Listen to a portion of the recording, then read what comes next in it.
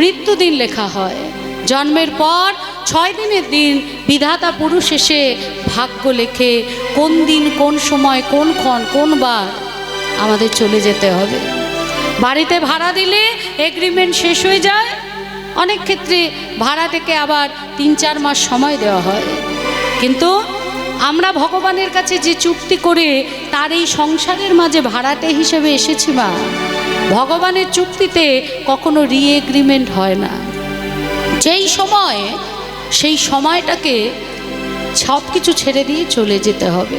এই রাস্তায় যখন আমরা বেরাই, লেখা থাকে না যে যাত্রী প্রতীক্ষালয়, ওইখানে দাঁড়িয়ে আপনি বিশ্রাম নিতে পারবেন, কিন্তু বাস যখনই আসবে, গাড়ি যখনই আসবে, তখনই দৌড়ে গিয়ে ওই গাড়িটাতে উঠতে হবে। ঠিক তেমনি আমাদের কাছেও এই সংসারটা হচ্ছে যাত্রী প্রতীক্ষালয়, মানে রেস্ট হাউস, পান্থনিবাস। আমাদের এটা পান্থশালা। আমরা এসেছি, যখনই গাড়ি আসবে, যে অবস্থাতেই থাকুন না কেন, সঙ্গে সঙ্গে আমাদের দৌড়ে চলে যেতে হবে। 1 সেকেন্ডও সময় পাওয়া যাবে না। চিকিৎসা বিজ্ঞান বলছে 21,684 বার আমাদের নিঃশ্বাস আপ ডাউন হয়। 21,684 বার। একবার যদি আপ হয়ে যায়, ডাউনে যদি না হয়, তাহলেই তো সব হয়ে গেল, মা।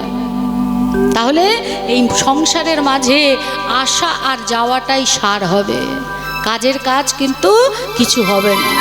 যতই বলো না কেন আমার আমার আমার আমার, ঠাকুর রামকৃষ্ণদেব পরমহংসদেব তিনি গিরিশকে বলছেন, গিরিশ, ওই যে আমার আমার আমার আমার বলছিস, ওই আমার আমার থেকে আটা কেটে দে, তাহলে কি পড়ে থাকে? সকলই মার মার মার। এই জগতে স্ত্রীর জায়গা কতক্ষণ জানেন?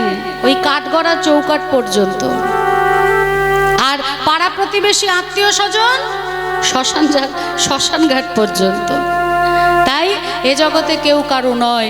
যতদিন ছেলেদের অর্থ থাকবে ততদিন ভালোবাসা, যতদিন মেয়েদের রূপ যৌবন থাকবে ততদিন মেয়েদের প্রতি ভালোবাসা। তারপরে ওই কাপড় কাচা, বাসন মাজা, কুটনো কোটা, রান্না করা সংসারের নিত্য কাজ। কিন্তু একজন আছে যে সব সময় সঙ্গে থাকবে, সে কখনো ছেড়ে দেবে না। শুধু চৌকাঠ পেরিয়ে শ্মশান ঘাট নয়, আপনার যা সঙ্গের সঙ্গী হয়ে সে আপনাকে ভবনদী পার করে দেবে। তাই এখনো সময় আছে, সময় শেষ হয়ে যায়নি। যেমন পুতুল নাচ দেখেছেন না? পুতুল নাচ, ওই শোলার পুতুল সাজায় আর উপরে একজন থাকে, সে দড়ি দিয়ে নাচায়। এবার ওই পুতুলটার নাচ হয়ে গেলে কি করে? তাকে খিচে তুলে নেয়, না? তেমনি আমরাও হচ্ছি ভগবানের বানানো শোলার পুতুল, ওইখান থেকে নাচাচ্ছে। হ্যাঁ, যখন সময় শেষ হয়ে যাবে, খিচে তখন তুলে নেবে। তাই যে কারণে আমরা এসছি, এত কষ্ট করে মনুষ্য জন্ম পেয়েছি, সেই কাজটা আমাদের করতে হবে। এটাই হচ্ছে মূল শিক্ষা। এই সংসার গোষ্ঠীর মাঝে এসে তোমার কর্মটা তুমি সঠিকভাবে করো, কখনো নাম ছাড়া হয়েও না। আজকে প্রাণ গোবিন্দ আমার, তিনি পূর্বাহ্ন সময়ে ভোরবেলা আজকে খিড়কি দরজা থেকে রাধারানীর সঙ্গে নয়নে নয়নে দেখা হয়েছে। আর চোখের মধ্যে ওই রাধারানীর রূপটাই খালি তার ভাসছে। তাই কোনো কিছু আজকে আর তার ভালো লাগছে না। মা আমার কিন্ননি ছানা মাখন সেবা দিয়েছে বাবা, তারপরেও কিন্তু আজকে তার সেবা মানে ক্ষুধা মিটছে না, ক্ষুধা নিবারণ হচ্ছে না। বাচ্চাদের খিদে পেলে কি বলে? আঁচল ধরে, ও মা, মা খিদে পেয়েছে, খেতে দাও না মা, ও মা। ঠিক তেইভাবে গোপাল এসে মায়ের আঁচল ধরে টানছে, ও মা খেতে দাও না মা, বড্ড খিদে পেয়েছে। মা বলছে, সে কি বাবা, এই তো তোকে ক্ষীরননি ছানা মাখন দিলাম, এখনই তোর খিদে পেয়ে গেল? বলে, হ্যাঁ মা, বড্ড খিদে পেয়েছে। মা তো আর জানে না যে আসল হলো রাধারানীর প্রেমের ক্ষুধা। এ ক্ষুধা গর্বের ক্ষুধা নয়, পেটের ক্ষুধা নয়, রাধারানীর প্রেমের ক্ষুধা। তা মা আমার নন্দালয়ে যত ক্ষীরননি ছানা মাখন ছিল সব এনে গোপালকে দিয়েছে। সেবা করতে করতে সব শেষ হয়ে গেছে, তথাপি ক্ষুধা মিটছে না। তাই মা কি করেছে? গোপালের মা তো, গোপাল যদি ভক্ত যদি চতুর হয়, ভগবান যদি চতুর হয়, ভক্ত হলো আরো চতুর। তাই আসল ক্ষুধা নিবারণের যে বস্তু অর্থাৎ বশীকরণ বস্তু, যেটা মায়ের কাছে সব থেকে বড় জোরে, মা সেই স্তনটা গোপালের বদনে দিয়ে দিয়েছে। শ্রীরাম আইলো ঘরে,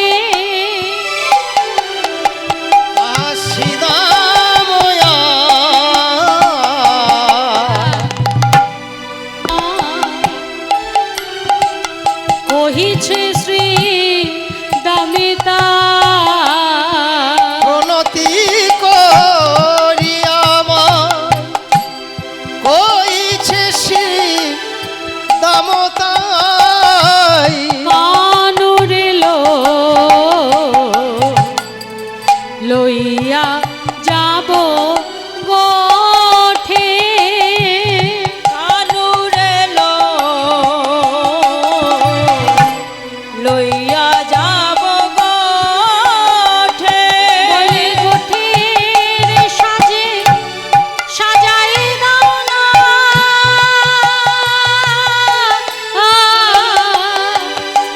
গোঠের সাজে সাজাই দাও না, কানুরে লয়ে গোঠে যাব, গোঠের সাজে সাজাই দাও মা,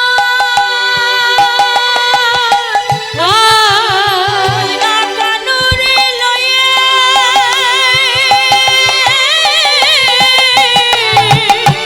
গোঠে যাব, গোঠের বেলা বয়ে গেল, লয়ে গোঠে যাব, গোঠের বেলা বয়ে গেল, কানুরে লয়ে গোঠে যাব, গোঠের বেলা বয়ে গেল, ওই গোঠের বেলা বয়ে গেল, কানুরে লয়ে গোঠে যাব, ওই গোঠের সাজে সাজাই দাও মা, কানুরে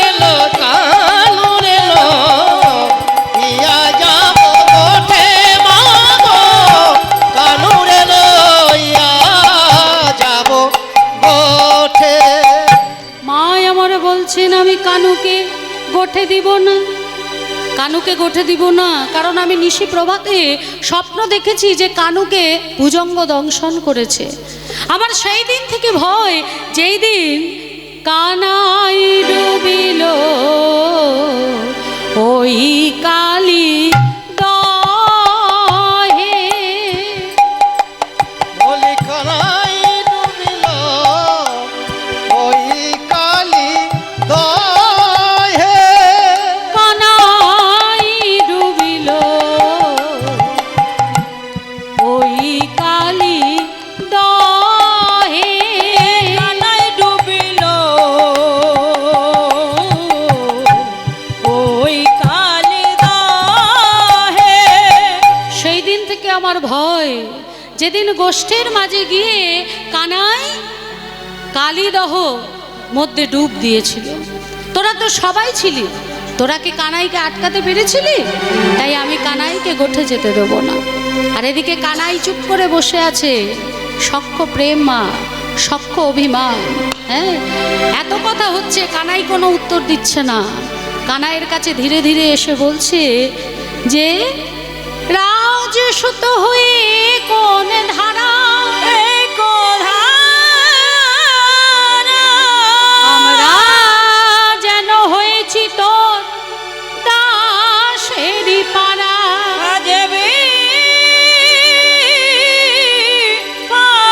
দাসের পাড়া। রাজসুত হয়ে কোন ধারা, আমরা যেন হয়েছি তোর দাসের পাড়া। আমরা প্রত্যেক দিন আসবো সাধ্য সাধনা করে মা যশোমতীর চরণ ধরে, তবে তোকে গোষ্ঠে নিয়ে যাব। আমরা কি তোর দাস? হ্যাঁ বলি, আমরা কি তোর দাস? আমরা তো তোর দাস না। তুইও গোয়ালার ছেলে, আমরাও গোয়ালার ছেলে। তুই না হয় রাজার ছেলে, কিন্তু গোয়ালা তো বটে, আমরাও গোয়ালার ছিল। হ্যাঁ তুই কোন বড় লোক? তুই আর আমরা হলাম সবাই সমান। হ্যাঁ আমরা তো দাস নই। পদকর্তায় এক পাশে দাঁড়িয়ে বলছে, শ্রীরাম গো, এই জগতে কেনা তার দাস। ভালো করে চিন্তা করে দেখো, এই জগতে সবাই হলো তার কেনা দাস। কেনা দাস বাবা, কিমা সবাই তার কেনা, তাই না? তা যখন কানাইকে পরপর কথা বলছে, কানাই কোনো কথা বলছে না, কারণ মা বলেছে গোঠে যেতে দেবে না।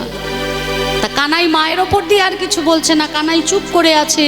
একের পর এক কথা বলছে, বলতে বলতে বলছে যে তুই কি ভাবিস বলতো আমাদের?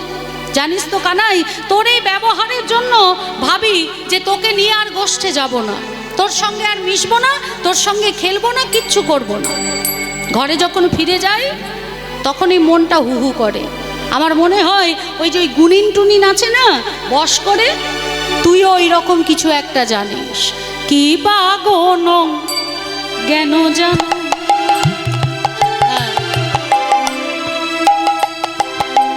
সদাই তরে ডানো চিত নিবারিতে নাহি কানাইয়ের চিত্ত নিবারিতে না রে মন। কোন গুণে যেন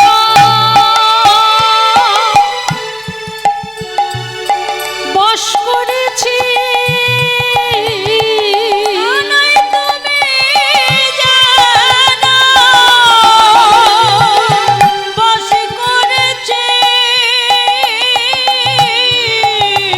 আমি ঘরে ঘরে থাকতে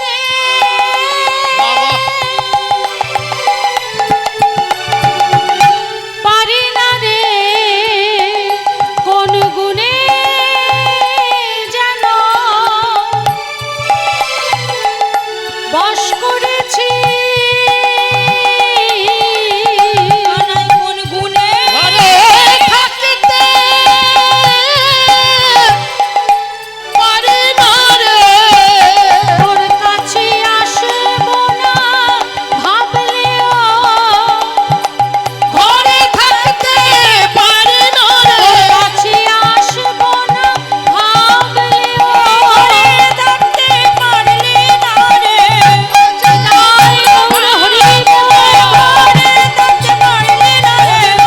জীবন ভারিব ঘরে থাকতে পারলে না রে, কোন গুণে যেন বশ করেছি।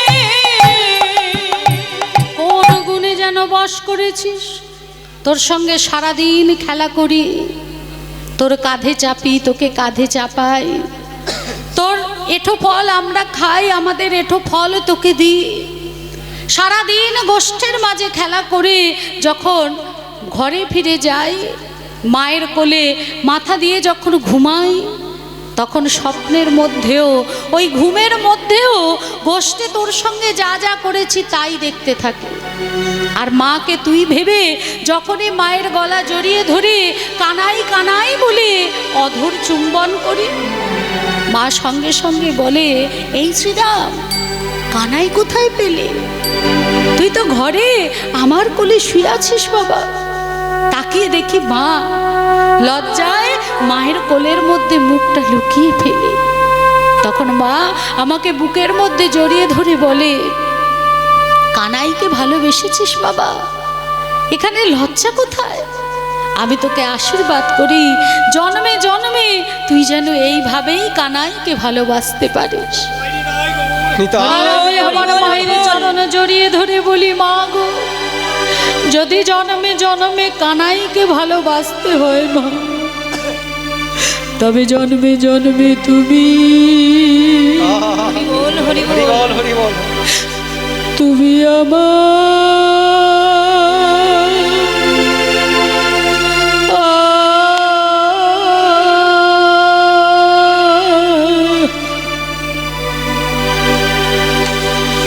তুমি আমার মা।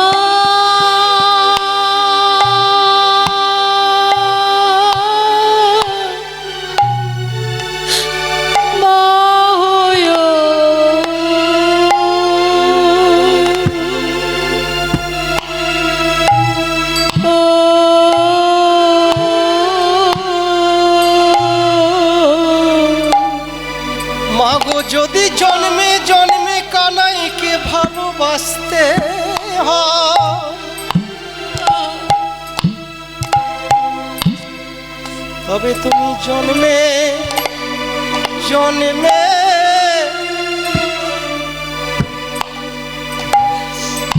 তুমি আমার আমার মা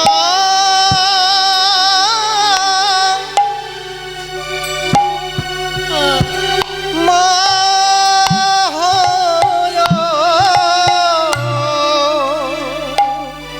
তবে আমি কানা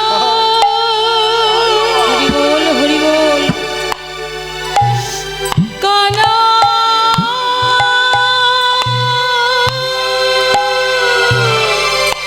হরি বল হরি আমি কানাইকে ভালো বাসতে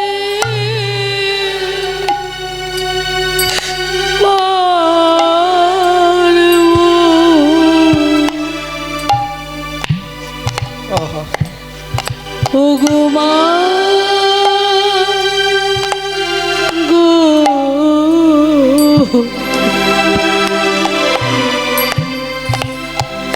প্রতি জন্মে জন্মে তুমি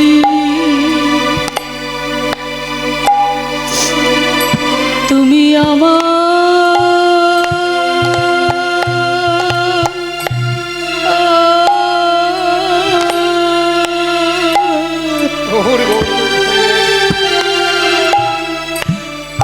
তুমি আমার মা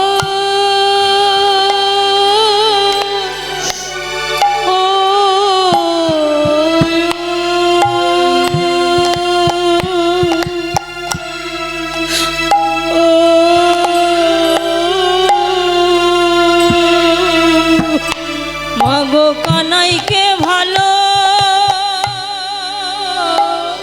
ও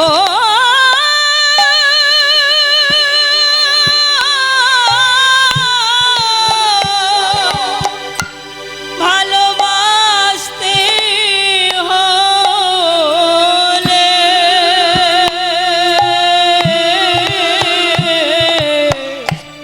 মাগো জন্মে জন্মে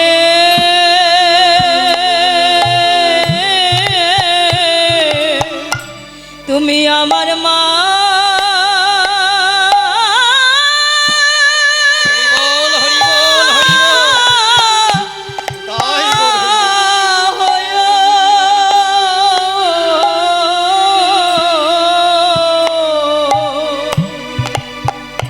মাগো যদি কানাইকে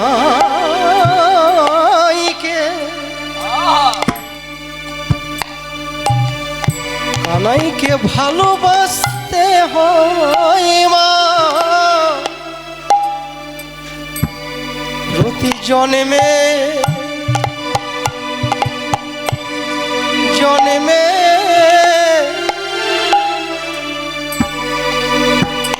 তুমি আমার মা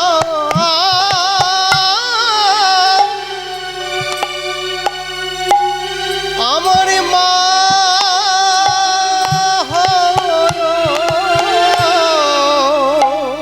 তবে জন্মে জন্মে হরি বল হরি বল আমি কানাইকে ভালোবাসতে বাবা পারবো মাগো প্রতি জন্মে তুমি আমার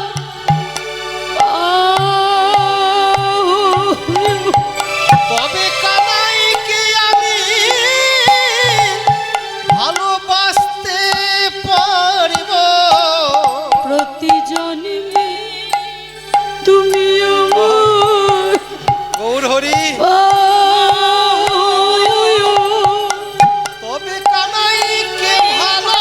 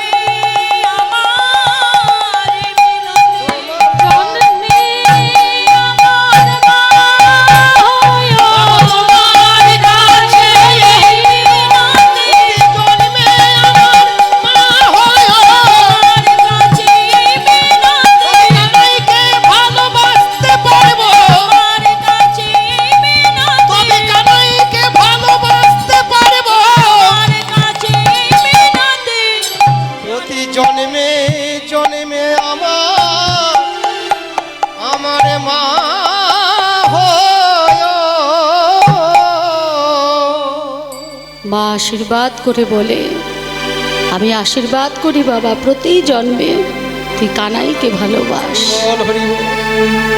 তা মায়ের সেই স্নেহ ভালোবাসা ছেড়ে তোর কাছে ছুটে আসি কানাই, তুই এরম ব্যবহার করিস?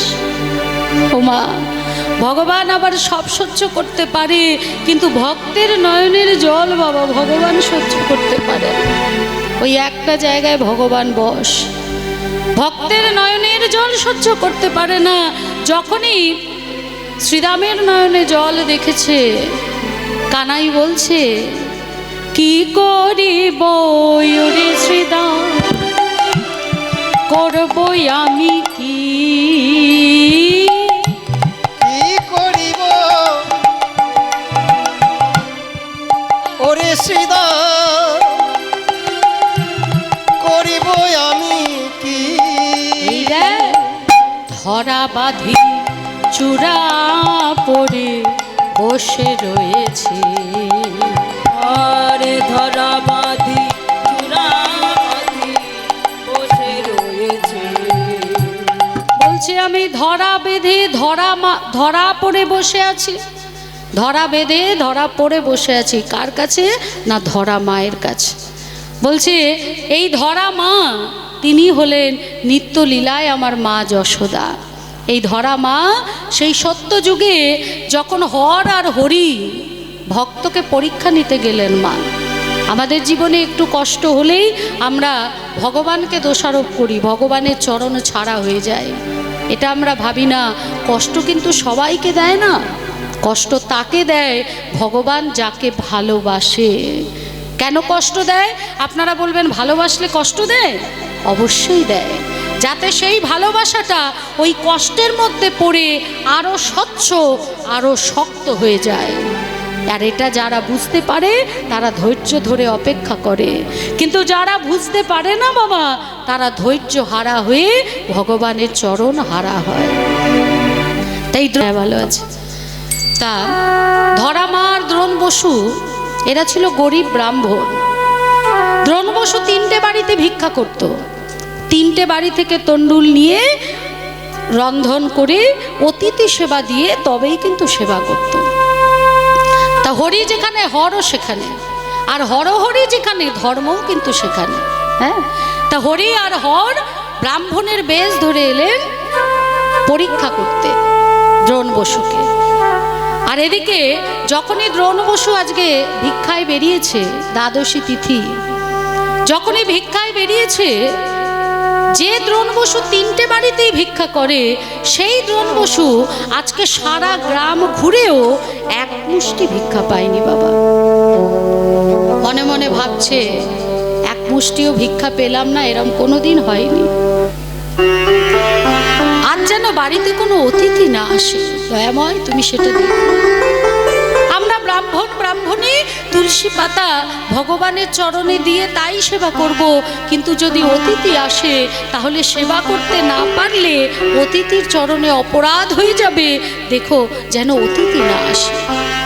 আর এদিকে দুজন এসে হাজির, দরজায় করাঘাত করে ডাকছে, ভিক্ষাং দেহি।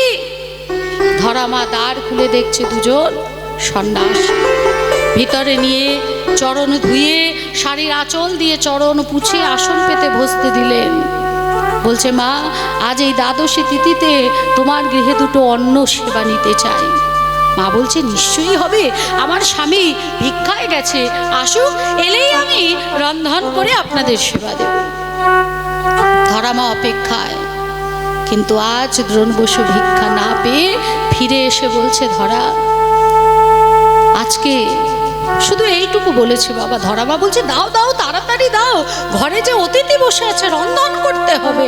আকাশে মাথায় ভেঙে পড়লো দ্রোণ বসুর। কি বললে ধরা? এ তুমি কি বললে ধরা? ধরা 3টে বাড়িতে আমি ভিক্ষা করি, কিন্তু আজ সারা গ্রাম আমি ঘুরেছি, কিন্তু এক মুষ্টি ভিক্ষা পাইনি। কেমন করে অতিথি সেবা দেব? আজ যে অতিথির চরণে অপরাধী হয়ে যাব ধরা। ধরামা বললেন আমি যাই একবার দেখি। সারা গ্রাম ঘুরলেন, পরপর আরো 2টো গ্রামে গেলেন, কিন্তু কোথাও ভিক্ষা পেলেন না। হঠাৎ স্মরণ হলো গ্রামের শেষে একজন মুদি নতুন দোকান দিয়েছে। সে তো আর আমাদের অভাবের কথা জানে না, তার কাছে গিয়ে চাইলে নিশ্চয়ই দেবে, পরে না হয় দিয়ে দেয়া যাবে। তা সেইখানে সেই দোকানে যখন এসে বলছে, দোকানি আমাকে একটু চাল ডাল দেবে? বলছে, হ্যাঁ দেবো, কেন দেবো না, দেবো বলেই তো দোকান খুলেছি। ও দোকানি, আমি না, হ্যাঁ আমি পয়সা দিতে পারবো না। সে কি, আমি ধারে জিনিস দিই না, দেখছো না লেখা আছে ধার চাইয়া লজ্জা দিবে না। যাও যাও যাও এখান থেকে, আমি ধার বাকিতে দিই না। আমি যে অতিথি সেবা দেব। বেশ, তুমি তাহলে কিছু বন্ধক রেখে যাও। বন্ধক রাখার মতো তো কিছু নেই, কি বন্ধক রাখবো? বলছে, শোনো, তোমার কাছে যা আছে বন্ধক রাখার, তা অন্য কারোর কাছে নেই। সেই মূল্যবান বস্তু যদি তুমি বন্ধক রাখো, তুমি যা চাইবে আমি তোমায় তাই দেবো। বলে দোকানি, বলো কি সে? যদি আমাকে বলো আমি নিশ্চয়ই তোমার দেবো, বলো সেটা কি? দোকানি বলছে, শোনো, তোমার যদি ওই বাম স্তন তুমি আমার কাছে বাধা রেখে যাও, তাহলে তুমি যা চাইবে তাই পাবে। দোকানি, তুমি কি বলছো? দোকানি, তুমি কি বলছো? মনে মনে ভাবছে যে যদি অতিথি সেবা হয়। বলছে, বেশ দাঁড়াও দোকানি, আমার যা কিছু সব আমার স্বামীর সম্পদ, আমি একটু অনুমতি নিয়ে আসি। স্বামীর কাছে এসে স্বামীকে বলছে, স্বামী, এক দোকানি দেবে বলেছে চাল ডাল, কিন্তু বিনিময়ে। সবটা শোনার পর দ্রোণ বসু বলছে, ছি ধরা, আচ্ছা ধরা, এই দেহ থেকে যখন প্রাণ পাখি উড়ে চলে যাবে, এই দেহটা দাহ করে দিলে ছায় পরিণত হবে, সমাধিস্থ করলে মাটির পোকারা খাবে, আর জলে ভাসিয়ে দিলে জলের পোকামাকড় খাবে। সেই দেহ থেকে কোনো একটা বস্তু যদি অতিথি সেবায় লাগে, সেটা তো অনেক পুণ্যের ধরা। বুঝতে পারলেন স্বামীর কথা। একটা ধারালো ছুরিকা আঁচলের ভাঁজে নিয়ে এসে দোকানির সামনে দাঁড়িয়ে বলছে, দোকানি তুমি পাত্র দাও, আমি প্রস্তুত। পাত্র নিয়ে পিছন ফিরে বাম স্তন ছেদন করে বলছে, ধরো ধরো দোকানি আমারও বাম স্তন, ধরো ধরো হে দোকানি আমার বাম স্তন। অতিথি সে বারো লাগে,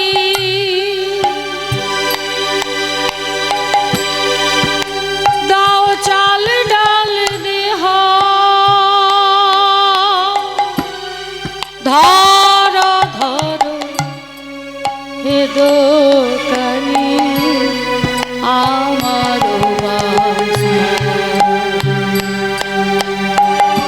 ধরো ধরো হে দোকানি আমার বাম। যেই না দিয়েছে চমকে উঠলো দোকান। তুমি কি করলে মা? ও মা, তুমি কি করলে? না না না, আমি চাইনি মা, আমি চাইনি। আমার কথা তুমি ভুল মানে বুঝেছো মা। ও মা, বাম স্তন চেয়েছি। মা যখন সন্তানকে দুগ্ধ পান করায়, তখন বাম স্তন সন্তানের মুখে আগে দেয়। তাহলে সন্তানের অধিকার বাম স্তনের উপর মায়ের। আমি তোমায় মাতৃরূপে দেখতে চেয়েছি ভাই, আমি চাইনি ভাই, আমি চাইনি। তোমার কত চাল ডাল লাগবে তুমি নিয়ে যাও। ও মা, শাড়ির আঁচল ছিঁড়ে ক্ষতস্থানে শক্ত করে বাঁধলেন, নিয়ে চাল ডাল নিয়ে এসে রন্ধন করে যখন সেবা দিতে যাবে, হরিকে পারস দিয়েছে, যেই হরের পারস দিতে যাবে, এক ফোঁটি রুধি পারসের পাশে পড়েছে। লাফ দিয়ে উঠেছে খেপা দিগম্বর। রে মুমূর্ষ নারী, অস্পৃশ্য নারী, তোর এত দুস্পর্ধা, অস্পৃশ্য অবস্থায় তুই আমায় সেবা দিস? বলছে, আমি অস্পৃশ্য নই। যদি অস্পৃশ্য না হবি, রুধি এলো কোথা থেকে? দ্রোণ বসু বলছে, আমাকে বলতে পারতে ধরা, তুমি আমার অতীত সেবা নষ্ট করে দিলে। সহ্য করতে পারলেন না মা, কত স্থানে ছিঁড়ে দিয়ে বলছে, তোমাদের লাগি গো, তোমাদের লাগি গো, বাধা দিয়ে এনেছি তোমাদের লাগি গো, বাধা দিয়ে এনেছি অতিথি সেবা দেব বলে, বাধা দিয়ে অতিথি সেবা দিব বলে, এনেছি অতিথি সেবা দিব বলে, বাধা দিয়ে এনেছি অতিথির সেবা দিব বলে, বাধা দিয়ে এনেছি অতিথির সেবা দিব বলে, বাধা দিয়ে এনেছি তোমাদের লাগি গো। ওই ক্ষতস্থান সহ্য করতে পারলেন না হরি। ক্ষতস্থানে হাত দিতেই ক্ষতস্থান পূর্ণ হয়ে গেল। মা বুঝতে পারলেন এরা সাধারণ কোনো সন্ন্যাসী নয়, ভগবান এসছে। মা বলে উঠলেন, এক্ষুনি তোমরা আসল রূপ দেখাও, না হলে আমি তোমাদের অভিশাপ দেব। সতী নারীর অভিশাপের ভয়ে দাঁড়ালেন দাঁড়ালেন দাঁড়ালেন দাঁড়ালেন, চতুর্ভুজ নারায়ণ দাঁড়ালেন দাঁড়ালেন, চতুর্ভুজ নারায়ণ আজি শঙ্খ চক্র গদা পদ্মধারী, হরি হরি শঙ্খ চক্র গদা পদ্মধারী, চতুর্ভুজ শঙ্খ চক্র গদা পদ্মধারী, চতুর্ভুজ নারায়ণ শঙ্খ চক্র গদা পদ্মধারী, চতুর্ভুজ নারায়ণ দাঁড়ালেন দাঁড়ালেন। খ্যাপা দিগম্বর ত্রিশূল ডমরু হাতে দাঁড়ালেন। হরি বললেন, মা তোমার ওই কাটা স্তন হতে আগত দাপর যুগে আমি দুগ্ধ পান করে জগতের কাছে প্রমাণ করব তুমি আমার মা। আর হর বললেন, মানে শিব ঠাকুর বললেন, ওই কাটা স্তন বিল্ল ফল রূপে জগৎবাসী জানবে। আর ওই বিল্ল বৃক্ষের ডাল পালা কাঠ ফল ফুল শিকড় সবটাই ভগবানের সেবায় লাগবে। যদি কোনো ভক্ত তুলসীপত্র গঙ্গা জল দিয়ে আমার মাথায় নিবেদন করে, আমি তাকে কৃষ্ণ ভক্তি দান করব। নিতাই গৌর হরি। হরি বল হরি। তাই আজকে কানাই বলছে, মায়ে না বলিয়া যদি যাই গোঠে, মরিবে আমার মা, আমি পড়িব সংকটে, মাতৃহত্যার দায় লিপ্ত হব। শ্রীরাম ধীরে ধীরে মায়ের কাছে এসে বলছে, মা গো তুমি যে কানাইকে নিয়ে চিন্তা করছো মা, কানাইকে নিয়ে যে আমরা বনে যাই, কানাই সেখানে বসে বসে শুধু মুরলি বায়, অর্থাৎ বৃক্ষের তলায় বসে কানাই মুরলি বাদন করে। বলছে, কানাই যদি শুধু মুরলি বায়, তোরাই যদি ধেনু চড়াস, তাহলে তোরাই ধেনু নিয়ে যা, আমি কানাইকে যেতে দেবো না। বলছে, মা কানাই যদি না যায় তাহলে কে ধেনু ফেরাবে? কানাই যদি না বেনু বাদন করে, গেনু নিয়ে তো আমরা ছেড়ে দিলাম, তাদের ফেরাবে কে? বলে, তাহলে কানাইকেই বাজাতে হবে। বলে, হ্যাঁ কানাই ওর বেনু ছাড়া তো ধেনু ফিরবে না। বলছে, তাহলে বরঞ্চ তুই এই বেনুটা নিয়ে যা। বলে, ও মা তুমি কি ভাবছো আমরা এটা করিনি? একদিন আমরা নিজেদের মধ্যে আলোচনা করলাম, ফিরছে না। বলছে, কেন? বলে, হ্যাঁ মা জানো, বেনু বাজে না বাজে না, বাজে না যতই ফুদি না কেন, কানাইয়ের অধমৃত বিনা বাজে না বাজে না। কানাই অধর অমৃত বিনা বাজে না বাজে না, কানাইয়ের অধমৃত বিনা এ বেনু হলো বড় শিয়ানা।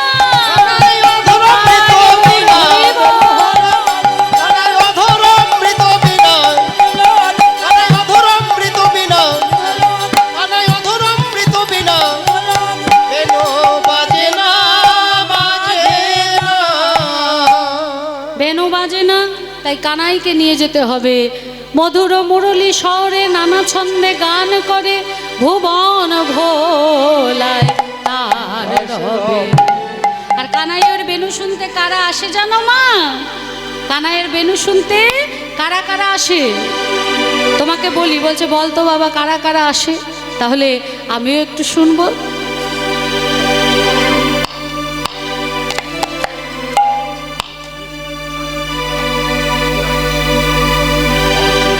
হংসের উপরে চড়ি চতুর্মুখে মন্ত্র পড়ি, হংসের উপরে চড়ি উপরে চড়ি হংসের ওই উপরে চড়ি চতুর্মুখে মন্ত্র পড়ি স্তব করে কানাইয়ের চারপাশে তপ করে কানাইয়ের চারিপাশে আর চারটি বদন মা চারটি বদনে মা চারটি বদন মা চারটি বদনে মা চার বদনে মন্ত্র বলে চারটি বদন মা মুখেতে মন্ত্র বলে কানাইয়েরই চারিপাশে হরি বলে কানাইয়ের চারিপাশে মুখেতে মন্ত্র বলে কানাইয়ের চারিপাশে চারটি বদন মা স্তব করে কানাইয়ের চারিপাশে মা গো স্তব করে কানাইয়ের চারিপাশে চারটি বদন মা চার বদনে মন্ত্র পড়ে প্রথম বদনে করে বেদয় অধ্যায়ন বেদয় অধ্যায় দ্বিতীয় বদনে করে ব্রহ্মাণ্ড পত্তন তৃতীয় বদনে তার হুতাসন জলে আর চতুর্থ বদনে রাম কৃষ্ণ কৃষ্ণ বলে। রাম কৃষ্ণ কৃষ্ণ বলে ওই রামকৃষ্ণ নামে সে মেতে আছে মা জানো সেই বয়স্ক লোকটা এসে ভাই কানাইয়ের চরণ ধরে কত কাঁদে কত সাধে আর কানাই কি বলে কানাই বলে তোমায় ক্ষমা করব না গরু চুরির অপরাধে যেতে হবে তোমায় যবনের ঘরে নাম হবে তোমার হরিদাস তুমি হলে চোর আমার গরু চুরি করেছো তাই তোমায় জবরের ঘরে যেতে হবে নাম হবে তোমার হরিদাস আর সে বলে যে কুলেই পাঠাও না কেন যেন তোমার নাম না ভুলি যেন নাম প্রসঙ্গে থাকতে পারি আর একজন আসে জানো তার পথে শূন্য পথে ওই পথে বজ্র হাতে একজন আসে শূন্য পথে ওইরা পথে বজ্র হাতে দেখি মোরা কড়াই পলাশে মাগো দেখে মোরা পলাই তরাসে ওমা দেখি মোরা কড়াই পলাশে দেখে মোরা টরাই তরাসে বলি ঠিক যেন মোদের বলাই দাদা ঠিক জানো মোর বলায় দাদা ঠিক যেন মোদের বলাই দাদা ঠিক যেন মোদের বলাই দাদা বুদ্ধিতে সেই একটু কাঁচা ঠিক যেন মোদের বলাই বলি দাদা বুদ্ধি সেতে একটু কাঁচা সে নাকি সব গোয়ালার রাজা বুদ্ধিতে সে একটু কাঁচা সেই নাকি মোদের গোয়ালা রাজা বুদ্ধি শেষে একটু কাঁচা সেই নাকি মোদের গোয়ালা রাজা ঠিক যেন মোদের বলাই দাদা সারা গায়ে নয়না লাগিয়ে এসেছে বোঝাই যাচ্ছে মা যে ইনি হলেন কে না দেবরাজ ইন্দ্র দেবরাজ ইন্দ্রের সারা অঙ্গে নয়ন বলছে আমরা গুণে দেখেছি 1000টা নয়ন দুই নয়নে কানাইকে দেখে স্বাদ মিটবে না তাই সারা গায়ে 1000টা নয়ন লাগিয়ে এসেছে আমি গুণে দেখেছি মা কিন্তু নয়নটা হলো কেন গৌতম মুনি শিষ্য ছিলেন এই দেবরাজ ইন্দ্র গৌতম মুনির অহল্যা তার স্ত্রী অহল্যার প্রতি তিনি কামনায় আসক্ত হয়েছিলেন গুরুপত্নী তা সুযোগ খুঁজছিলেন কখন গৌতম মুনি গৃহে থাকবে না সেই সময় অহল্যার কাছে গিয়ে বন্ধুত্ব করবে তা একদিন এসে দেখলেন ঠিক ব্রহ্ম মুহূর্তে গৌতম মুনি কমণ্ডল নিয়ে স্নান করতে যায় তো সেই দিনকে ব্রহ্ম মুহূর্তের আগেই এসছেন গাছের পিছনে লুকিয়ে আছেন ঘরের আলো নিভে গেল তারা শয়নে গেলেন আর কিছুক্ষণ পর ওই গাছটাকে ধরে যেই না জোরে নাড়িয়েছে যে পাখিগুলো শয়নে ছিল বিশ্রামে ছিল তারা ভয় পেয়ে কিচিরমিচির করে উঠতে শুরু করেছে গৌতম মুনি ভাবছে ব্রহ্ম মুহূর্তেই পাখিরা কিচিরমিচির করে তাহলে কি প্রভাত হয়ে গেল ভোর হয়ে গেল তিনি উঠে কমণ্ডল হাতে নিয়ে স্নান করতে গেলেন নদীতে আর সেই ফাঁকে দেবরাজ ইন্দ্র গৃহের মধ্যে প্রবেশ করলেন গৌতম মুনি যখন স্নানে গেলেন তখন গিয়ে তিনি বুঝলেন যে এখনো সেই ব্রহ্ম মুহূর্ত আসেনি তাহলে কেউ আমার সঙ্গে ছলনা করেছে গৃহে ফিরে এসে দেখলেন কে না ইন্দ্রকে অভিশাপ দিলেন গুরুপত্নীর দিকে নজর দেওয়ার জন্য তোমার সারা গায়ে ভগ সৃষ্টি হবে সেই ভগটাই পরবর্তীতে নয়নের সৃষ্টি হয় আর অহল্যাকে অভিশাপ দিয়েছিলেন তুই হলি পাষাণী তাই তুই পাষাণ হয়ে যাবি অহল্যাকে দেখে দে বলে স্বামী গো এখানে তো আমার কোনো অপরাধ নেই, তুমি ধ্যানে দেখো আমি কোনো দোষ করিনি। ধ্যানে দেখলেন অহল্যা সতীর কোনো দোষ নেই। তখন বললেন যে আমি যখন অভিশাপ দিয়েছি অভিশাপ ফলবেই, তবে আমি তোমায় আশীর্বাদ করি, ত্রেতা যুগে যখন ভগবান রাম অবতার নিয়ে আসবে তার চরণের স্পর্শে তুমি পাষাণ থেকে আবার মানবীতে পরিণত হবে। তাহলে ইনি হচ্ছেন দেবরাজ ইন্দ্র। দুদিচি মুনির অস্থি দিয়ে 8 কোণা একটি অস্ত্র বানানো হয়েছিল, হ্যাঁ, বেত্রাসুর দৈত্যকে মারবার জন্য। সেই অস্ত্রটার নাম হচ্ছে কি না বজ্র। বলছে ঐরাবতে বজ্র হাতে দেখি মোরা পলাই তরাসে। বলছে আরো একজন আসে মা জানো, শিরে জটা তিলোচন ভস্যঙ্গে আর ক্ষিপ্ত প্রায় একজন, বিশ্ব পৃষ্ঠে আরোহণ, ক্ষিপ্ত প্রায় একজন বৃষপৃষ্ঠে আরোহণ। আর ক্ষিপ্ত প্রায় একজন বিশ্ব পৃষ্ঠে আরোহণ, দিয়া সিংহা ডুমুর নিশান মাগো, দিয়া সিংহা ডুমুর নিশান। আবার শিরে জটা তিলোচন ভস্যঙ্গে বিভূষণ, জটা তিলোচন ভস্যঙ্গে বিভীষণ, তিলে জটা তিলোচন ভস্যঙ্গে বিভূষণ।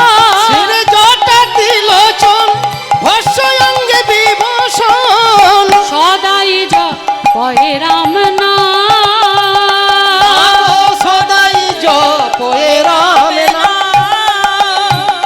বৃষপৃষ্ঠে আরোহণ করে একজন আসে, তার মাথায় জটা, গায়ে ছাইবস্য মাখা, হাতে ত্রিশূল আর ডমরু, দেখতে আমার বলাই দাদার মতো। বলাই দাদার গায়ের রং তার গায়ের রং এক, শুধু বলাই দাদার মাথায় জটা নেই, তার মাথায় জটা আছে। বলাই দাদার হাতে আছে শিঙা আর তার হাতে আছে ত্রিশূল আর ডমরু। জানো মা, সে যখন আসে আর ভাই কানাইয়ের চরণে প্রণাম করে, ওই জটার মধ্যে মা গঙ্গা বাঁধা, আর সেই গঙ্গা থেকে কুলকুল করে জল পড়ে ভাই কানাইয়ের চরণটা ধুইয়ে দেয়। বলে যে প্রভু আমি এখানে শান্তি পাচ্ছি না, কোথায় গেলে শান্তি পাবো তুমি বলে দাও। তখন ভাই কানাই বলে ভোলানাথ তোমায় যদি শান্তি পেতে হয় তবে তুমি যাও শান্তিপুরে সীতানাথ অদ্বৈত আচার্য হয়ে। তারপরে একজন আসে মা জানো, এই যে যার মাথায় জটা তারই বাম পাশে থাকে, তার বামে এক নারী তুলনা দিবার নারী, আর বামে এক নারী তুলনা দিবার নারী, রূপে অন্ধ তার নাশ করে, রূপে অন্ধ আরে নাশ করে, চন্দ্রকান্তি শোষে মুখে ভালে শোভাতি নয়াকি, স্বর্ণকান্তি শশী মুখে ভালে শোভে তিন আঁকি, কোলে লয়ে করে গিরি ধরে, মাগো কোলে লয়ে রই গিরি ধরে, কোলে লয়ে গিরি ধরে, ননি খাওয়ায় 10 করে, কত ননি খায় তারি করে। মাগো কত ননি খায় তার করে। বলে বাছা কানু তুমি আনন্দে চড়াও ধে, চড়াও ধেনু কাননে ভয় নাহি এই কোতরে। কাননে ভয় নাই তোরে। বলছে তুমি আনন্দে ধেনু চড়াও, কাননে কোনো ভয় নেই, শুধু একবার বলি মা বলে ডাকরে গোপাল, একবার মা বলে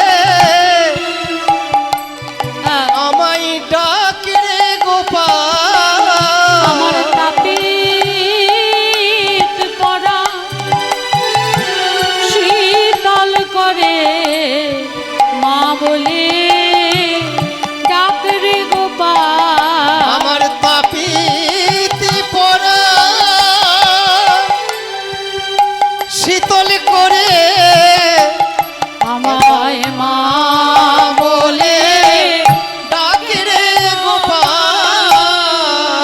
মা যশোমতী বলছে আমার গোপালের বদন ওইটুকু, 10 হাতে যদি ননি দেয় তাহলে তো আমার গোপালের কষ্ট হবে। বলছে ও মা, আমরা ভালো করে দেখেছি মা, যখন 10 হাতে ননি সেবা দেয় তখন গোপালের একটা বদন থাকে না, 10টা বদন হয়ে যায়। আচ্ছা, গোপালকে যে মা বলতে বলে, গোপাল মা বলে? বলছে না মা, বলে তোমায় মা বলবো না। সামান্য জবা ফুল বিল্লপত্রে নন্দ যশোমতী তোমায় কি সেবা করলো, আর তুমি আমাকে বাধা বওয়ার জন্য পাঠিয়ে দিলে ওই নন্দ যশোমতীর ঘরে। বাধা বইতে বইতে আমার প্রাণটাই শেষ হয়ে গেল, তাই তোমায় মা বলে ডাকবো না। তখন তিনি বলেন, আজ তুই আমায় মা বলে ডাকছিস না, কিন্তু যেদিন নদিয়া নবদ্বীপের মাঝে যাবি, কাটোয়া কাঞ্চননগরে কেশব ভারতীর কাছে সন্ন্যাস নিয়ে 3 দিনের উপবাসী হয়ে তুই যখন আসবি শান্তিপুরে, তখন সবার প্রথম আমায় বলবি, বলি মা গো আমায় ভিক্ষা দাও না। মাগো আমায় ভিক্ষা দাও না। ও মাগো আমায়, আমায় ভিক্ষা দাও না। আমি 3 দিনে ও মা উপবাসী, দাও মায় আমায় ভিক্ষা দাও মা। আমি 3 দিনে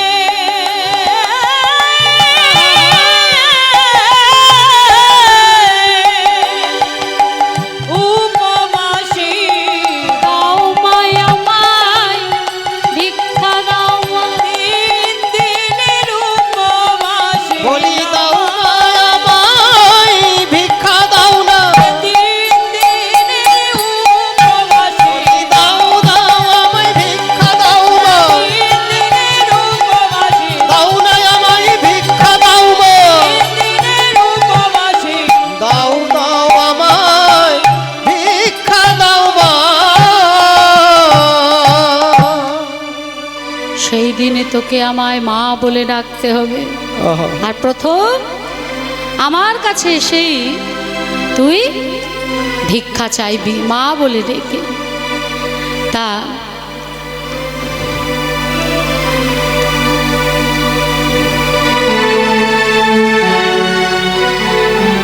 বলছি সেই দিন আমাকে তুই মা বলে ডাকবি, আজকে না ডাকলি না ডাক।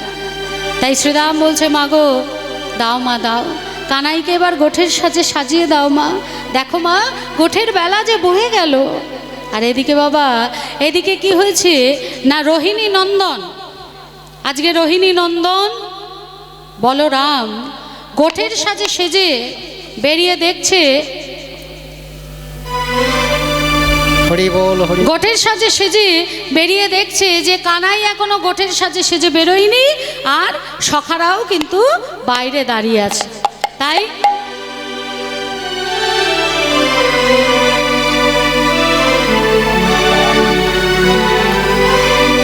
বাজত সব গোঠ বাজনা, যত সব গোঠ বাজনা, বাজত সব গোঠ বাজনা, বাজত সব গোঠ বাজনা, আহা বাজত সব গোঠ বাজনা। সাজত বলবীরে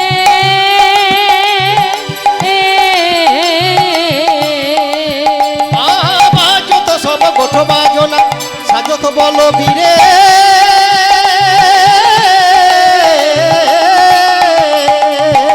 মধু ঘূর্ণিত নয়ন যুগল লাখ বকপটি শিরে, মদে ঘুরে নিত নয়ন যুগল পাক নটপটি শিরে। মদে ঘুরে ঘূর্ণিত নয়ন যুগল পাক লক্ষপটি শিরে, আহা মদে ঘুরে নিত নয়ন যুগল পাক নটপটি শিরে। বলে বনমালা বাহে তার বালা, বনমালা বাহে তারে বালা, বলে বনমালা বাহে তার বালা, বলে বনমালা বাহে তারে বালা, বলে বনমালা বাহে তার বালা, সুবন কুণ্ডল কানে, বলে বনমালা বাহে তারে বালা, শ্রবণে কুণ্ডল সাজে। বলে বনমালা বাহে তার বালা, শ্রবণে কুণ্ডল সাজে। বলে বনমালা বাহে তারে বালা, শ্রবণে কুণ্ডল সাজে। ধপ ধপ কানাই বলিয়া ঘন ঘন সিনা বাজে, কানাই বলিয়া ঘন ঘন সিনা বাজে। কাকা কাকা কাকা কানাই বলিয়া ঘন ঘন সিনা বাজে। আজকে কাকা কাকা কাকা কানাই বলছে বাবা, তিনি কিন্তু তোতলা নন। বলরাম রোগের তোতলা নয়, কিছু মনে করবেন না। রোগের তোতলা হলে কি হয় বাবা, কাকা কাকা কাকা যাই বলুক না কেন তুতলে বলে আর লালা ঝরে পড়ে। কিন্তু বলরাম তিনি তুতলে কথা বলেন, লালাও ঝরে পড়ে, সেটা কিন্তু রোগের নয়। এমনই তার ভাতৃপ্রেম। হ্যাঁ, ভাই কানাইকে দেখলে তার কষবে ঝরে পড়ে লালা, দুটি নয়ন বে ঝরে পড়ে প্রেমাশ্রু। আর কাহা মেরা ভাইয়া কাক কাক কাক কানহাইয়া আর বলা হয় না। তাই কষবে লালা ঝরে পড়ছে, কাকা কাকা কাকা কানাই কানাই কানাই বলে ডাকছে। আর মহাজন একপাশে দাঁড়িয়ে কি সুন্দর বললেন দেখো, বলাইয়ের মুখ নয় যেন বিধুরে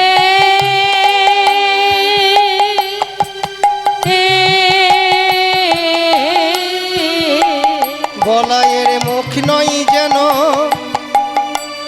বিধুরে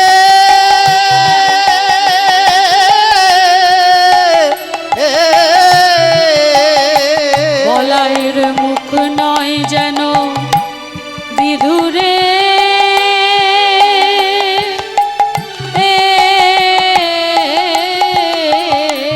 বলাইয়ের মুখ নয় যেন বিধুরে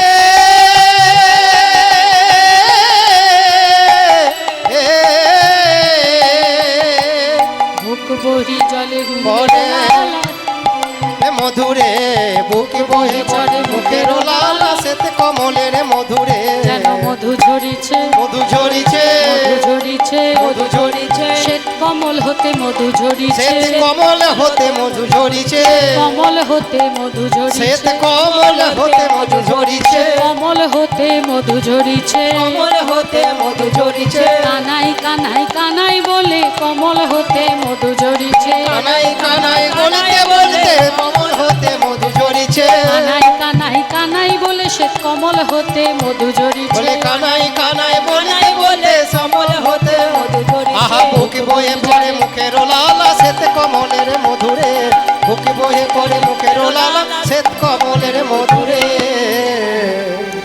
যেই না বেরিয়েছে বাবা কাকা কাকা কাকা কানাই কানাই বলতে বলতে, এবার সূর্য মধ্য গগনে দেখবেন, মধ্য গগনে থাকলে নিজেদের ছায়াটাই পড়ে। হ্যাঁ, যেইভাবে বলাই যাচ্ছে ছায়াটাও ঠিক সেইভাবে যাচ্ছে। এবার বলাই বলছে কি, আপনি ছায়রি ছায়রি হে বলি আপন তনু ছাও রে হেরি আপন তনু ছায়রি হেরি আপন তনু ছাও রে হেরি রক্ষাবে সহই আপন তনু ছাও রে হেরি রুখাবে সহই আপন তনু ছায়রি হেরি রক্ষাবে সহই আপন তনু ছাও রে হেরি রুখাবে সহই তুই কে রে তুই কে রে তুই কে রে তুই কে রে ওরে পথের বাধা তুই কে রে পথের বাধা তুই কে রে পথের বাধা তুই কে রে পথের বাধা তুই কে রে কৃষ্ণ সঙ্গে বাধা দিস পথের বাধা তুই কে রে কৃষ্ণ সঙ্গে বাধা দিস পথের বাধা তুই কে রে আপন তনু ছায়রে হেরি আপন তনু আহা আপন তনু ছাও রে হেরি রক্ষাবে সহই আপন তনু ছাও রে হেরি রুখাবে সহই হু হু পত ছোড়হি বলিয়া অঙ্গুলি হেলই পচ্ছর বলি অঙ্গুলি ঘন দয় হু হু পত ছোড়হি বলিয়া অঙ্গুলি হেলই পচ্ছর বলি অঙ্গুলি ঘন দয় এবার যেমন বলাই করছে সেই ছায়াও তো তেমন করছে, তারই তো ছায়া।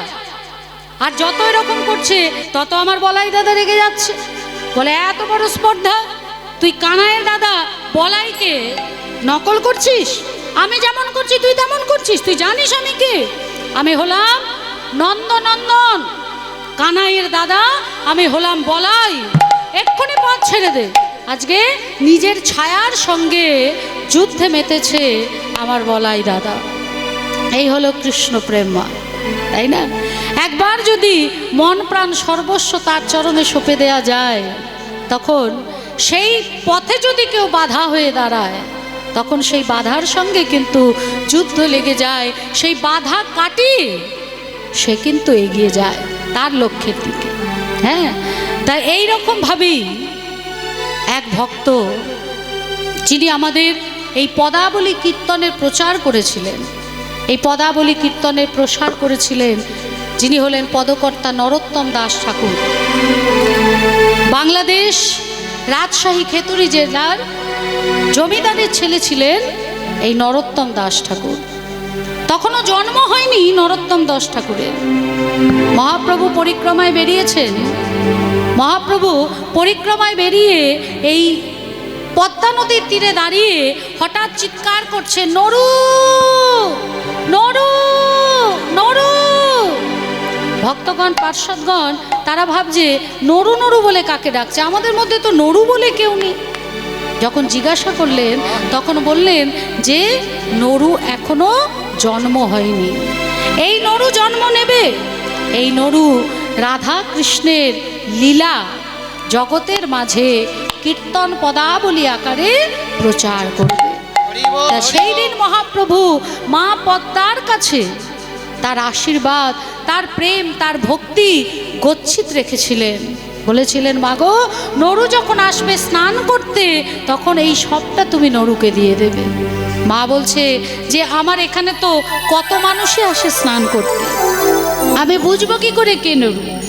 বলছে, শোনো মা, যার বদনে শুনবে কৃষ্ণ না, কৃষ্ণ না, আর যার নয়নে দেখবে কৃষ্ণ নামের প্রেম বাড়ি, কৃষ্ণ নামের প্রেম বাড়ি, জানবে বা সেই আমার নরু।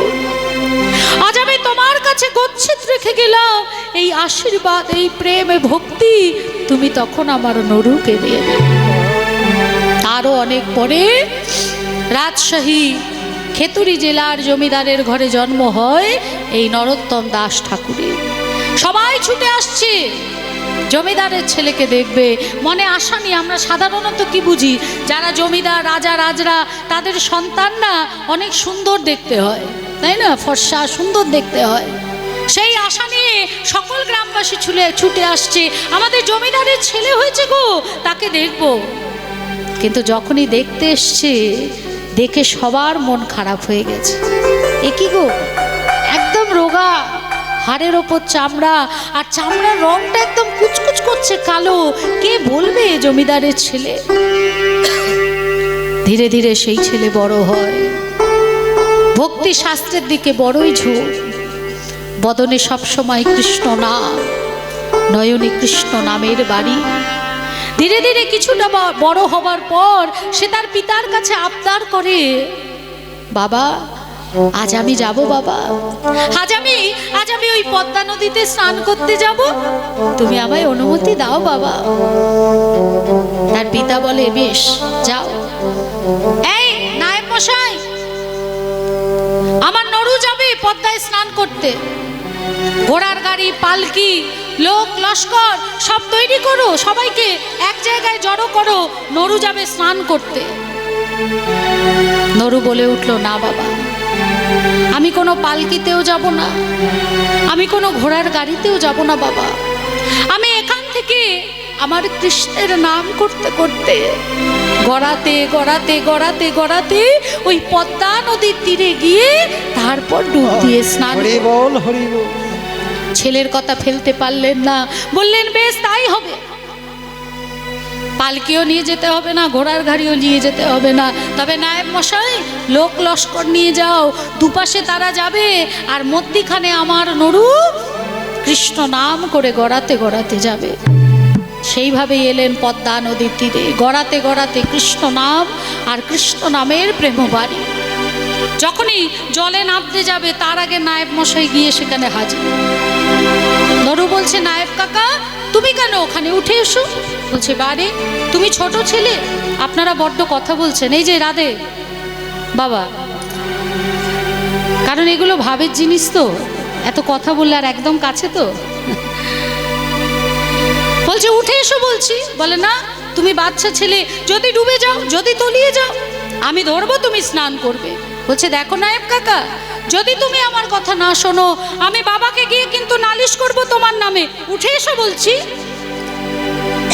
এ আমার আদেশ, উঠে এলেন নাই নরোত্তম দাস ঠাকুর। মা পদ্মার কাছে নেমে কৃষ্ণ বলে কাঁদতে কাঁদতে যখনই ডুব দিয়েছে বাবা, আর ছেলে ওঠে না। সর্বনাশ, ঘন্টার পর ঘন্টা কেটে যায়, ছেলে ওঠে না। তবে কি তলিয়ে গেল? লোক লস্কর নেবে, সারা পদ্মা নদী তোলপাড় করে, কিন্তু নরুকে খুঁজে পায় না। কি করে পাবে বাবা? মা পদ্মার কাছে যে প্রেমধন গচ্ছিত আছে, মা পদ্মাকে তো তার হাতে তুলে দিতে হবে। তাই যখনই নরু ডুব দিয়েছে, মা পদ্মা সঙ্গে সঙ্গে তাকে কোলের মধ্যে টেনে নিয়েছে। তাকে গৌরাঙ্গ মহাপ্রভুর আশীর্বাদ প্রেম ভক্তি দিয়ে বললেন, তোমার জন্মের অনেক আগে গৌর হরি তোমার জন্য এগুলো আমার কাছে গচ্ছিত রেখে গেছে। এতদিন আমি সবটা সামলেছি, আজ যখন তুমি এসছো, আমি তোমার সম্পদ তোমার হাতে তুলে দিলাম। আজ থেকে আমি নির্মুক্ত তাই গৌর হরি বল, হরি বল, হরি বল। নরোত্তম দাস ঠাকুর যখন ডুব দিয়ে উঠলেন, সবাই অবাক। এ কি, এত কালো কালো যার গায়ের রং, সে তো কালো নেই, দুধের মতো সাদা হয়ে গেছে। কি ঔজ্জ্বলতা, কি রূপ, চোখ ফেরানো যাচ্ছে না। নরোত্তম দাস ঠাকুর সেখান থেকে বৃন্দাবন আসে, সঙ্গীত চর্চা, সাহিত্য চর্চা করেন। আজকে এই যে আমরা পদাবলী লীলা কীর্তন করছি, এটা কিন্তু নরোত্তম দাস ঠাকুরেরই কৃপা, তারই আশীর্বাদ। তিনি এটি প্রচার করেছিলেন এবং অনেক সুন্দর সুন্দর পদাবলী তিনি আমাদের কাছে রেখে গেছেন। যদি কেউ একবার এই কৃষ্ণ প্রেম ধন লাভ করতে পারে, যদি কেউ, তাহলে এ জগতের কোনো বাধাই বাধা নয়। সব বাধাকে দূরে সরিয়ে সে তার লক্ষ্যের পথে পৌঁছে যেতে পারে। কিন্তু ভালোবাসতে পারে কজন? ভালোবাসতে পারে কজন? জগতের মায়ার কাছে আমরা কত কান্না কাঁদি, মায়ার কান্না। কিন্তু বলুন তো, কৃষ্ণ নামে আমরা কজন দুফোঁটা নয়ন বাড়ি বরিশন করতে পারি? কজন আছি বাবা হা কৃষ্ণ বলে আমরা কাঁদতে পারি? কিন্তু মায়ার কান্না আমরা অনেকে কাঁদি। আজকে ভগবান বলছেন যে এই মায়ার সংসারে মনটাকে বিলিয়ে দিও না। বাবাদেরও বলছি, মায়েদেরও বলছি, কিছু মনে করবেন না বাবা। আজ এই জন্মে, মানে এই নাটকে যে আপনার স্ত্রী হয়েছে, আগের নাটকে সে কিন্তু অন্য কারো স্ত্রী ছিল। আর মায়েরা আপনাদের বলি, এই নাটকে যে আপনার স্বামী হয়েছে, বলছি না আমার স্বামী, আগের জন্মে সাবিত্রীর স্বামী ছিল। হ্যাঁ, আমার নাটকে আমি বলছি, আমার নাটকে, এই নাটকে আমার স্বামী আসামি, কিন্তু আগের নাটকে উনি ছিলেন সাবিত্রীর স্বামী। এরকম সবাই তাই। এ জন্মে এই নাটকে যারা যারা স্বামী, যারা যারা স্ত্রী, আগের নাটকে কিন্তু তারা একসাথে ছিল না। পরের জন্মেতেও কিন্তু সেটা হবে না, আবার অন্য অন্য হয়ে যাবে। এটা হলো রঙ্গমঞ্চ নাট্যশালা, দুদিনের অভিনয়। অভিনয় শেষ হয়ে যাবে, হ্যাচকা মেরে টান দিয়ে তুলে নিয়ে চলে যাবে।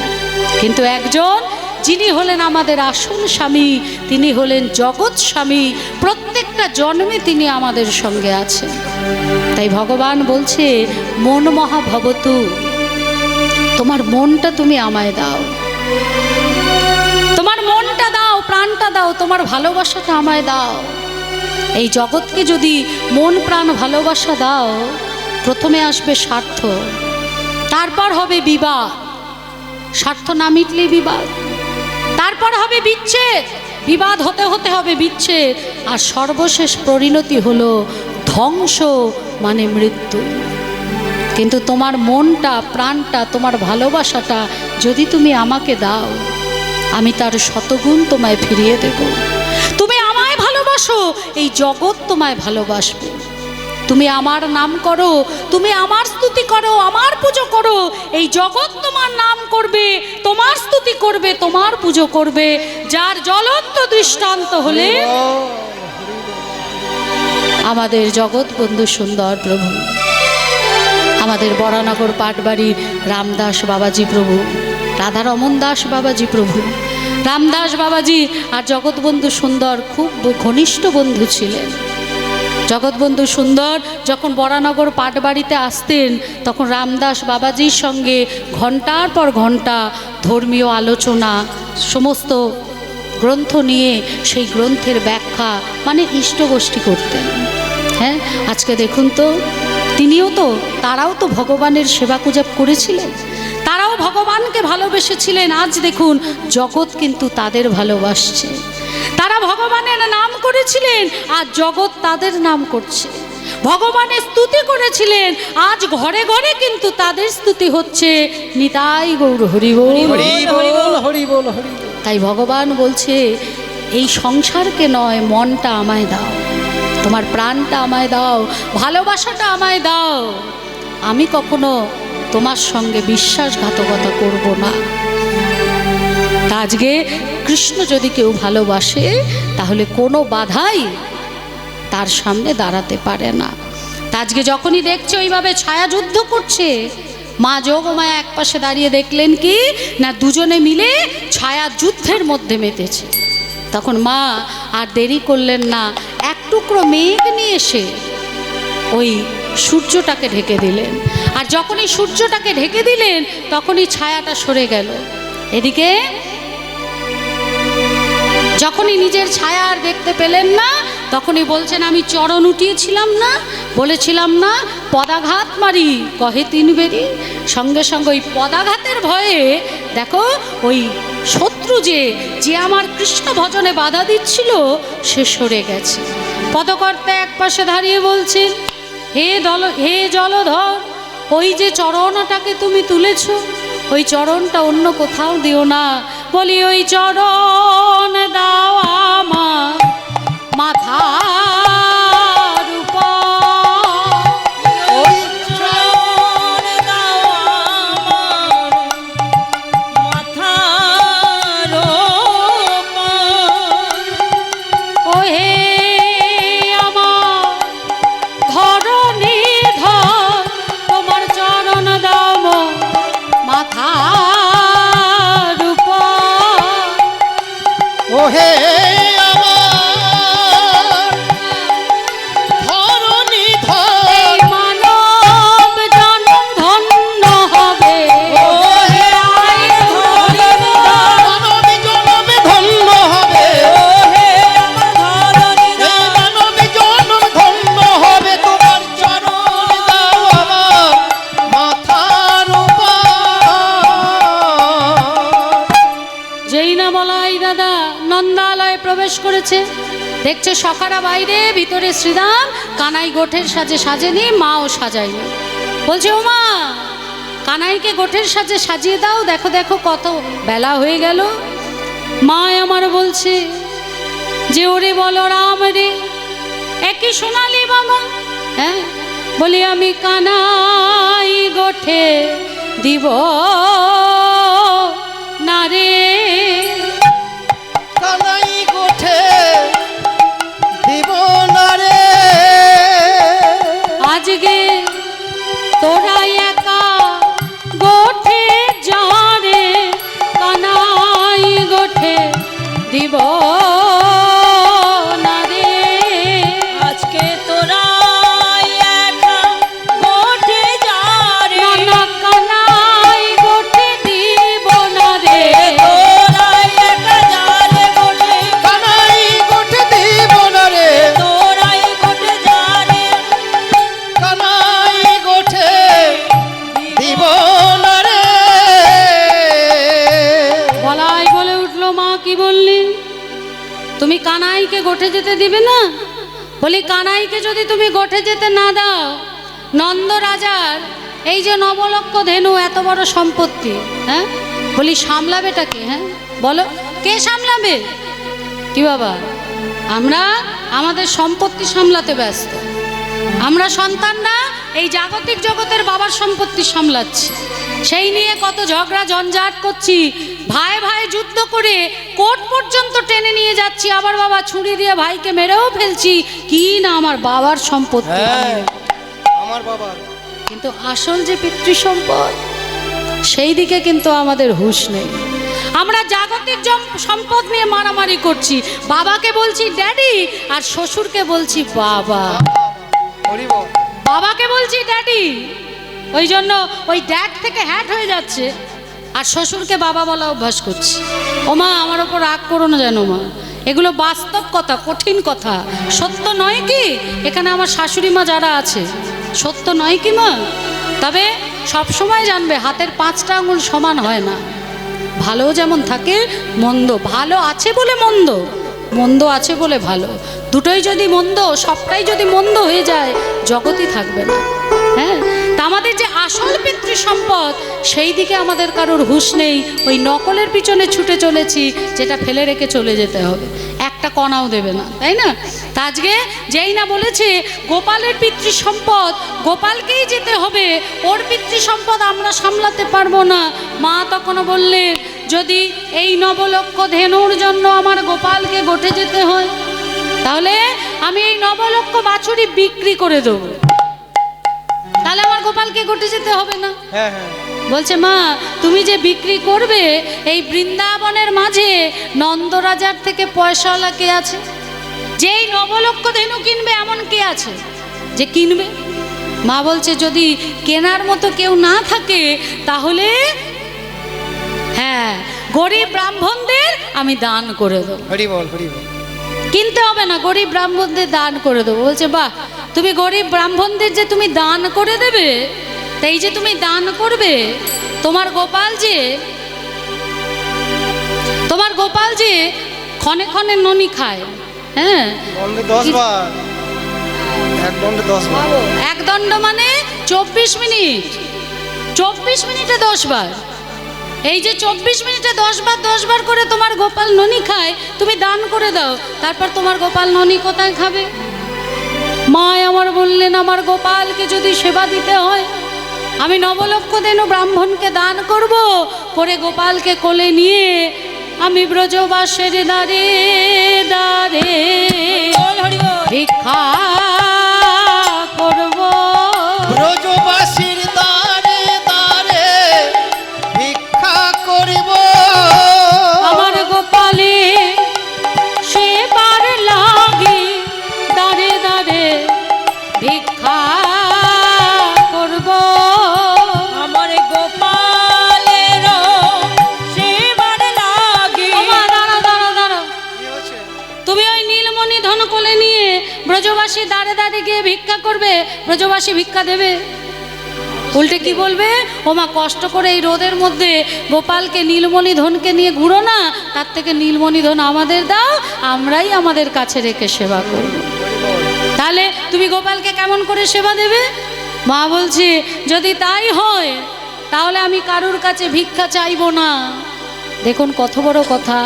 ব্রজবাসীরা সেবা করে ওই দরজার পাশে যে ভক্তাবশেষ রেখে দেবে, সেই ভক্তাবশেষ নিয়ে কুড়িয়ে কুড়িয়ে আমি আমার গোপালকে সেবা দেব। হরি হরি বল, হরি বল। যখনই এই কথা বলেছে, পদকর্তাই এক পাশে দাঁড়িয়ে বলছে, মা গো, তুমি ব্রজবাসীর ভক্তাবশেষে তোমার গোপালকে সেবা দেবে বলে আমাকে সঙ্গে করে নিয়ে যেও মা। তোমার নীলমণি ধন কোলে থাকবে, নিচু হয়ে যদি সেবা দিতে যাও মা, তোমার গোপালের যে ব্যথা লাগবে, কষ্ট লাগবে, তাই আমার সঙ্গে নিও মা। আমি কি করব জানো মা? বলি, কুড়ায়ে কুড়ায়ে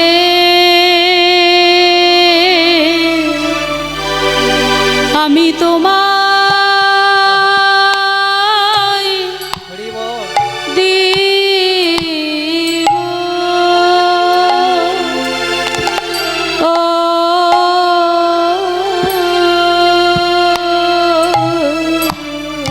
মাগো কুড়ায়ে কুড়ায়ে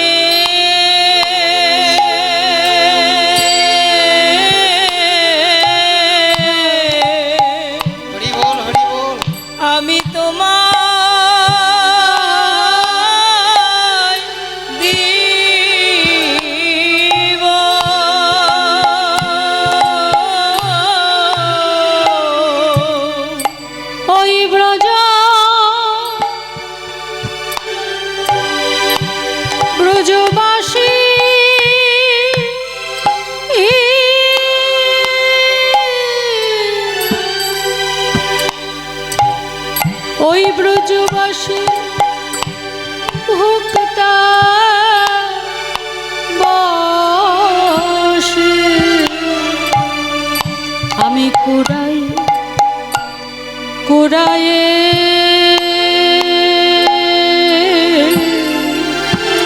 ও মা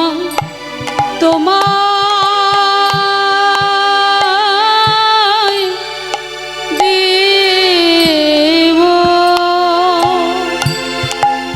ও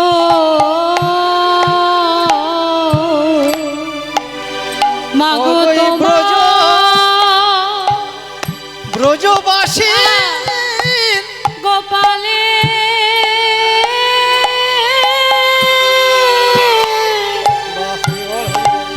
তোমার গোপালে সেবা লাগি আমি কুড়ায়ে কুড়ায়ে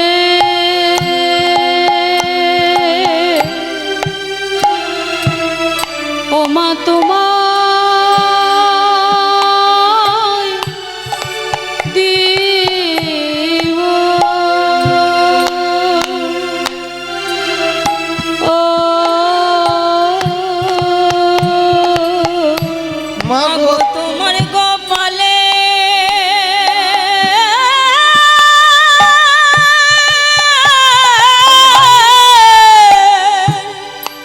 গোপালের সেবার লাগে ওমা অবশেষে মহা প্রসাদ পাব তোমার গোপালের সেবার লাগে আমি অবশেষে মহা প্রসাদ পাব তোমার গোপালের সেবার লাগে আমি অবশেষে মহা প্রসাদ পাবো অবশেষে মহা প্রসাদ পাবো অবশেষে মহা প্রসাদ পাবো অবশেষে মহা প্রসাদ পাবো কুড়ায়ে কো কুড়ায়ে দিব আমি কুড়াই কুড়াই তোমায় দিব ব্রজবাসীর ভোক্তাবশেষ তোমার গোপালের সেবার লাগে মা আর গোপালের সেবা হয়ে গেলে অবশেষে আমি মহাপ্রসাদ পাব হরি বল হরি বল এই তো ভক্তের বাহ। কথা যদি এত ভালোবাসা না হতো তাহলে রাধা গোবিন্দের লীলা অন্তর্দৃষ্টিতে দর্শন না করলে পদাবলী লিখতেন কেমন করে বিনা প্রেম সে নেহি মিলে নন্দলালা আজকে এতটা সময় অতিবাহিত হয়ে গেছে নন্দরাজা এসে বলছেন কি ব্যাপার এখনো গোপালকে গোষ্ঠীর সাজে সাজানো হয়নি এত বেলা হয়ে গেল গোপাল গোষ্ঠী যাবে কখন তা আজকে নন্দরাজা নিজেই গোপালকে গোষ্ঠীর সাজে সাজাচ্ছে নীলপিত ধরানন্দ পড়াইয়া পুনি নীলপিত ধরানন্দ করাইয়া আপনি চন্দন তিলক দেয় যশোদা রোহিণী চন্দন তিলক দেয় যশোদা রোহিণী চূড়াতে নুপুরয়া নয়নে কাজ মনে নপুরয়ার মনে কাজল চূড়াতে নুপুরয়া নয়নে কাজ নয়নে পুরয়ার নয়নে কাজ রোহিণী মা সাজায় আনন্দে বিভোর রোহিণী মা সাজায় দেখো আনন্দে বিভোর পীর আজি দেখো গোলমাল হিয়া যশোদা সাজায় আজি গোলমাল হিয়া বলে আইরে গোপাল বলে মামা বলিয়া বলে আই রে আমার নীলমণি মামা বলিয়া বলে আয় রে একবার বলে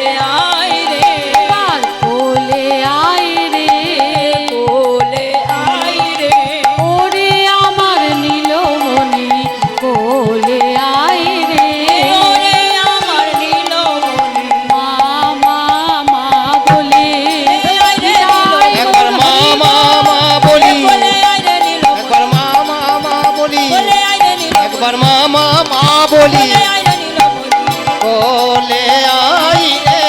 বলে আই রে নীলমণি মামা বলিয়া বলে আই রে নীলমণি মামা বলিয়া। কানাই বলাইকে গোঠের সাজে সাজালেন। এবার সখাগণ সঙ্গে নিয়ে নন্দ রাজা মা যশোমতী রোহিণী মাকে প্রণাম করে গোপাল গোষ্ঠে যাচ্ছে। হ্যাঁ, প্রণতি করিয়া পায় করিলেন যাদব রায়। উন্নতি করিয়া মাই হইছে যাদব রায়। প্রণতি করিয়া পায় কহিলেন যাদব রায়। উন্নতি করিয়া পাই হইছে যাদব রায়। মায় আমি চলিলাম গোঠে মায় আমি চলিলাম গোঠে ঘন বাজে সিংহা বেনু গগনে গখুর রেণু। বনবাজে সিংহা বেনু গগনে গখুর রেণু। ঘন বাজে সিংহা বেনু গগনে গখুর রেণু। বনবাজে সিংহা বেনু মদনে গঙ্গুর বেনু রঙ্গিয়া রাখাল গনে চলে রাখাল আজি রঙ্গিয়া রাখাল গনে। রঙ্গিয়া রাখাল গনে। তারা সবে চলিল রে সবে চলিল রে তারা সবে চলিল রে সবে চলিল রে বেনু বৎস সঙ্গে লয়ে তারা সবে চলিল রে। বৎস সঙ্গে লয়ে গোঠ খেলা খেলবে বলে তাই বলো রে। কত খেলা খেলবো বলে বৎস সঙ্গে লয়ে এই কত খেলা খেলবো বলে বৎস সঙ্গে লয়ে তারা সবাই চলিল রে। রঙ্গিয়া যাতে কোরা খা রঙ্গিয়া যতে কোরা খা। আজ প্রাণ গোবিন্দ গোষ্ঠীর সাজে সেজে সখাগণ ধেনুবৎস নিয়ে ব্রজের পথ দিয়ে গোঠে যাচ্ছেন। যায় পদ রহিয়া রহিয়া পদ রহিয়া।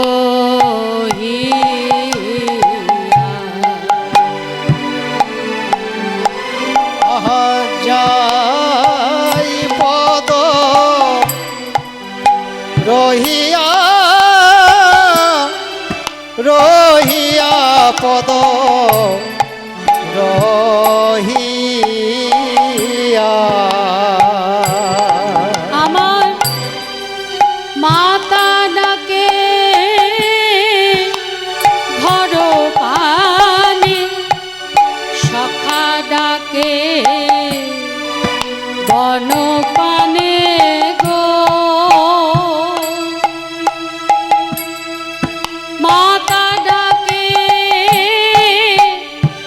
ঘর পানে সখা ডাকে বন বনপালে গো ও রাই ডাকে নয়ানে নয়ানে পদর হিয়া। আহা রাই ডাকে নয়নে নয়নে পদ রহিয়া। বাবা রাই ডাকে নয়ানে নয়ানে পদ